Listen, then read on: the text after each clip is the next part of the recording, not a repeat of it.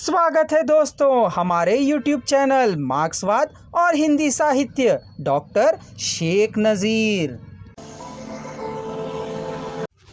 यद्यपि भोले पाते की गली तथा पंजाब की शिक्षित युवा पीढ़ी इन प्राचीन अंधविश्वासों तथा धार्मिक संप्रदायों को तोड़कर वैज्ञानिक जीवन बिताने के लिए तत्पर होती है, पर परंपरावादी संप्रदाय उनके साथ खड़े हो जाते हैं कि उस समय की पढ़ी लिखी युवा शिक्षित पीढ़ी भी अपनी इच्छाओं को दबाकर रखती हुई अंधकार में जीवन बिता रही थी। खासकर विभाजन के पूर्व अंतरधर्मीय विवाह, लड़कियां नौकरी करना आदि बातें अनुचित मानी जाती थी। इस प्रकार के अपरिवर्तनीय सांप्रदायिक नियमों को हम झूठा सच उपन्यास के प्रथम भाग में देख सकते हैं। उदाहरण के लिए सिर्फ सांप्रदायिकता के कारण ही तारा अपने माँ बाप की इच्छा के अनुसार दुष्चरित्र सोमराज से विवाह करके पुरी की बुरी तरह पीटी जाती है। जयदेव पुरी को गरीबी के उर्मिला उर्मिला तक के ट्यूशन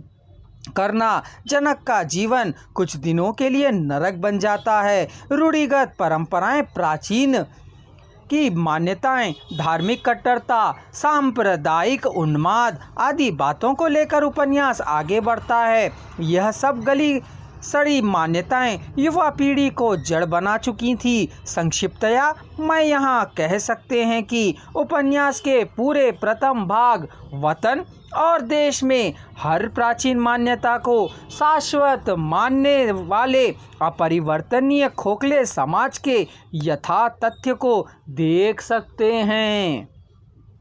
उपन्यास का दूसरा भाग देश का भविष्य का पूरा कथ्य और तथ्य परिवर्तन को लेकर है। इस परिवर्तन को भोले पते की गली एवं तत्कालीन पंजाब के प्रायः सभी हिंदू सिखों तथा भारत के मुसलमानों में तब देख सकते हैं जबकि वतन परिवर्तन से उनके पूरे सांप्रदायिक अंधविश्वासों का विस्फोट होता है। वतन परिवर्तन के पहले लोगों में निहित रूढ़िग्रस्त संप्रदायों को शुद्धता तथा वेश विभाजन की आंधी ने उन्हें जर्जरता के साथ सर्वनाश किया।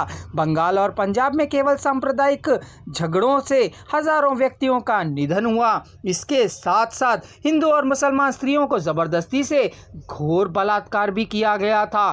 बंगाल के बेईमान मुसलमानों ने गांव में हिंदुओं को ऐसा लूट लिया है कि औरतों के कपड़े उतार कर ले गए हैं। बहू बेटियां शरीर पर कपड़ा धोती ना होने के कारण घड़े भर पानी ला सकने के लिए भी घर से नहीं बाहर निकल पाईं और भूखी प्यासी मर गईं।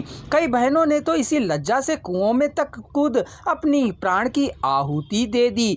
यही अवसर पाकर पुलिस ने भी स्त्रियों की स्त्रीत्व को लूटा। इनके अत्याचारों से गर्भवती स्त्रियों की हालत बेहाल हो गई। माँ बाप के सामने ही लड़कियों की इज्जत लूटकर उन्हें गोली से मार दिया। स्त्रियों को नग्न करके जुलूस भी निकाले। सरकार के प्रोत्साहन से कुछ हिंदू मुसलमान लड़कियों को नंगा करके नीलाम कर रहे थे। भीड़ के बीचों बीच नीलाम करने वाला एक जवान लड़की को चुटिया से खींचकर खड़ा किया था। लड़की के शरीर पर कोई कपड़ा ना था। माल ग्राहकों को अच्छी तरह दिखाने के लिए उसने लड़की की कमर के पीछे अपने घुटने से टेक लगाकर उसके सभी अंगों को उभार दिया था। लड़की के आंसुओं से भीगे पलके मूंदे चेहरे पर से उसके हाथ को खींचकर हटा दिया। लड़की के सूर्य की किरणों से अछूते शरीर पर कुछ और भी लड़कियां पहरे बाहों में छिपाए घुटनों पर सिर दबाए बैठी थी। उनके कपड़े भी धरती पर पड़े थे। इस प्रकार जब सांप्रदायिक दंगे देश की जनता का सर्वनाश कर रहे थे तो उनका ईश्वर, उनका धर्म, उनकी परंपरागत सांप्रदायिक मान्यताएं, यह सब उन्हें नहीं बचा सकी। परिणामतः देश की जनता अपनी स्थितियों में सुधार लाने के लिए अपनी ही परंपराओं को तोड़ने पड़ी। विभाजन से पूर्व अंतरधर्मीय विवाह, लड़कियों की नौकरी करना आदि जो बातें परंपरा के अनुसार अनुचित मानी जाती थी वही विभाजन के बाद उचित बन गई।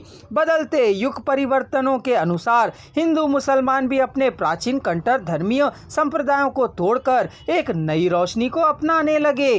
परिवर्तन ही जीवन और जगत का शाश्वत सत्य है। इस उपन्यास में यशपाल जी ने यही स्पष्ट किया है।